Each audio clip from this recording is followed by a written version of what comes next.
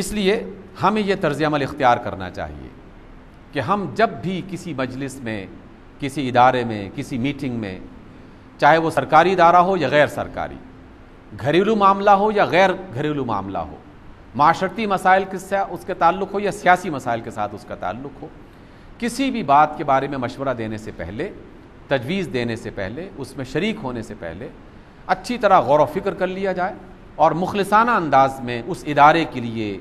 اس ملک کے لیے، اس علاقے کے لیے، اس خاندان کے لیے اور اس مرکز کے لیے جس میں کام کیا جا رہا ہے اس کے بارے میں سوچا جائے، اس کی بہتری کے بارے میں سوچا جائے۔ اس لیے اللہ کے رسول صلی اللہ علیہ وسلم نے ایک جملے میں خوبصورت بات ارشاد فرما دی کہ میرے رب نے مجھے اس بات کا حکم دیا ہے کہ میں اخلاص کو اپنی عادت بنا لوں، چاہے وہ کام میں چھپ کے کر رہا ہوں یا اعلانیہ طور پر، فی السر والعلانیہ، نجی محفل میں 2-4 بندے مل کے فیصلہ کر رہے ہیں یا بڑی کابینہ میں ایک بڑی تعداد میں لوگ بیٹھ کر مشورہ کر کے اور فیصلہ کرنے کی کوشش کر رہے ہیں۔ دوسری بات، آقا رحمت علیہ السلام فرماتے ہیں والعدل فی الرضا والغضب، چاہے میں کسی بات سے خوش ہوں یا چاہے میں کسی بات سے ناراض ہوں، میں غصے کی حالت میں ہوں یا خوشی کی حالت میں، مجھے وہ کام پسند ہے یا مجھے وہ کام پسند نہیں ہے، ہر 2 صورتوں میں عدل اور انصاف کو اختیار کروں، بے انصافی اور ظلم کو اختیار نہ کروں، میں اس سے راضی ہوں یا میں اس سے راضی نہیں ہوں، دونوں صورتوں میں عدل اور انصاف، اس کو بنیاد بنایا جائے۔ اس کو بنیاد بنایا جائے گا تو پھر دوبارہ سے ایک دفعہ غور کرنا شروع کر دیں، ذاتی معاملات سے لے کر خاندانی معاملات تک،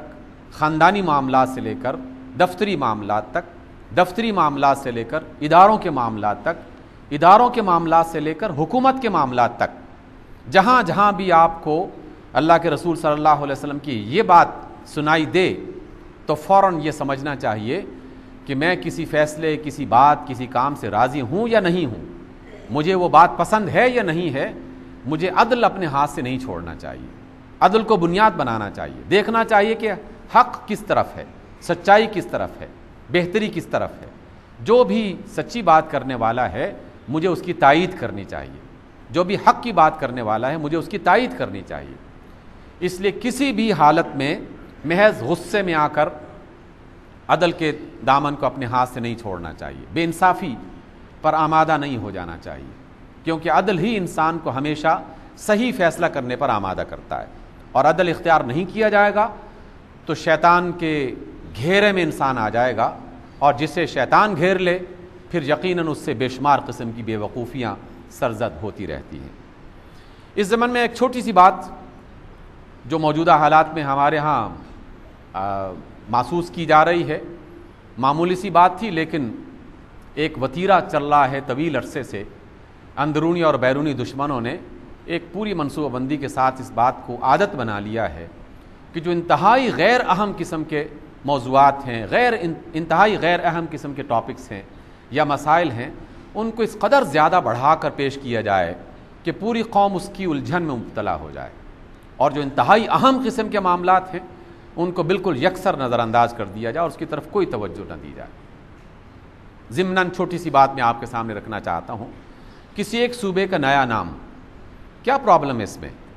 کون سی ایسی بڑی بات تھی کہ جس کی وجہ سے ایک سال ہا سال تک لوگوں کو اذیت میں ڈالے رکھا اور ابھی تک اس اذیت سے لوگوں کو نکلنے کا موقع نہیں دیا جا رہا؟ ایک صوبے کا نام کوئی بھی رکھا جا سکتا ہے، وہاں کے رہنے والوں کی کسی بھی قوم، کسی بھی نسل، کسی بھی علاقے، کسی بھی بنیاد کو بنیاد بنا کے اس صوبے کا نام رکھا جا سکتا تھا۔ پنجاب 5 دریاؤں کا، 5 دریا بھی باقی نہیں رہے، اب تو بمشکل 1.5 دریا باقی رہ گیا، باقی تو سب خشک نالے بن چکے ہیں، ایک نام ہے۔ پنجاب میں کون رہتا ہے؟ پنجابی بولنے والے، سرائکی بولنے والے، پوٹھوہاری بولنے والے، پہاڑی بولنے والے، کشمیری بولنے والے اور اردو زبان بولنے والے ایک بہت بڑی تعداد میں ہے۔ نام رکھا گیا سندھ، نام رکھا گیا سندھ، کیا وہاں سبھی لوگ سندھی بولتے ہیں؟ کراچی، حیدرآباد، سکھر، نوابشاہ اردو زبان بولنے والوں سے بھرا پڑا ہے یہ پورا کا پورا علاقہ، لیکن مجموعی طور پر آبادی جو پھیلی ہوئی ہے چاروں طرف، اس میں سندھی بولنے والے، ایک صوبے کا نام سندھ رکھ دیا گیا۔ بلوچستان، پورا کوئٹہ جو ہے آپ اس میں گھوم کے دیکھ لیں، آدھے سے زیادہ وہاں آپ کو پشتون، پشتو زبان بولنے والے مل جائیں گے، ایک بہت بڑی آبادی وہاں پر رہتی ہے، لیکن بلوچستان نام رکھ دیا گیا۔ اسی طریقے سے اگر سرحد کا نام وہاں کے رہنے والے لوگوں کے اعتبار سے پختونخوا رکھ دیا گیا ہو، یا غیر پختونخوا بھی کوئی اور نام رکھ دیا جاتا، تو کیا یہ کوئی ایسی بات ہے جس پر سال ہا سال تک پوری قوم میں ایک جھگڑا کھڑا کیا جاتا رہے؟ جماعتوں کی جماعتیں اس میں الجھی ہوئی ہیں، اور اس پر انسان ایک دوسرے کو قتل کر رہے ہیں، مار رہے ہیں، دکانیں لوٹ رہے ہیں، کاروبار ختم کر رہے ہیں، ایک عصبیت کو ہوا دی جا رہی ہے۔ یہ قرآن کے بھی خلاف ہے، رسول اللہ صلی اللہ علیہ وسلم کی ہدایت کے بھی خلاف ہے، انسانیت کے عدل کے خلاف بھی ہے یہ بات، کہ اس چیز کو موضوع بحث بنانا ہی نہیں چاہیے تھا۔ شروع ہی دن سے نام رکھ دیا جاتا تو کیا فرق پڑتا تھا، لیکن چونکہ کچھ لوگ باقاعدہ غیر اہم چیزوں کو اہم موضوعات بنا کے لوگوں کے درمیان میں اس کو پھیلاتے ہیں، تاکہ جو اہم ترین موضوعات ہیں ان کو نظر انداز کر دیا جائے، اور کوئی نہ کوئی اختلاف کا راستہ بنا کر لوگوں کو آپس میں الجھانے کی سبیل بنا دی جائے، اور طریقہ اختیار کر لیا جائے، لڑا دیا جائے، کاروبار بند کر دیے جائیں۔ نقصان کن کو ہوتا ہے؟ نقصان پھر انہی غریب عوام کو، عام لوگوں کو، کہ جن کے کاروبار بند ہو رہے ہیں، جن کو نقصان اٹھانا پڑ رہا ہے، جن کے پاس ایک دن کا بعض اوقات کھانا میسر نہیں ہوتا، مزدور جو مزدوری کرنے کے لیے آ رہے ہیں، لیکن چھوٹی سی بات پر الجھا کے رکھ دیا گیا اس کو۔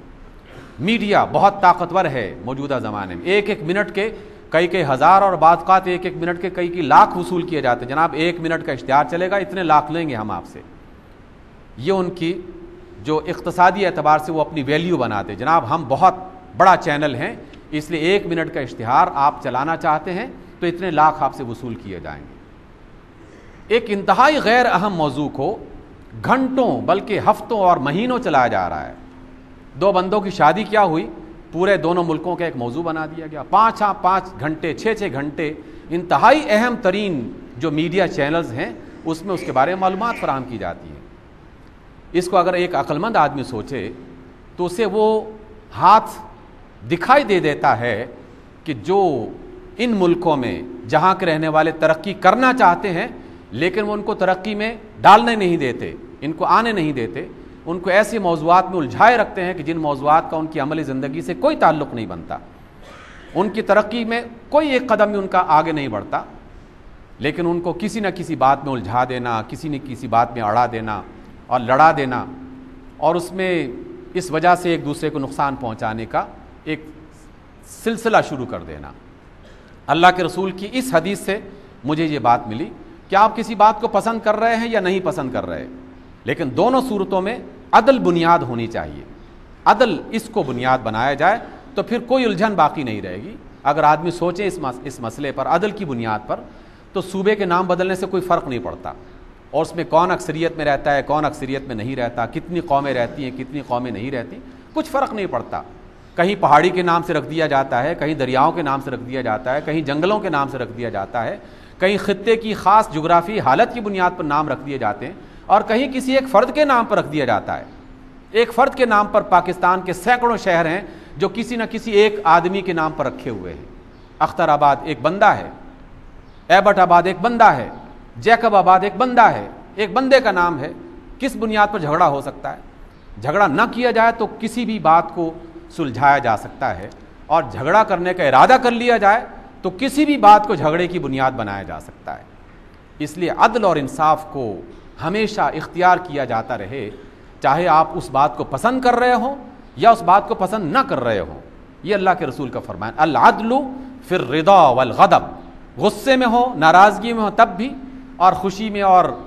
آپ کو پسند ہے بات تب بھی، عدل کو بنیاد بنایا جائے۔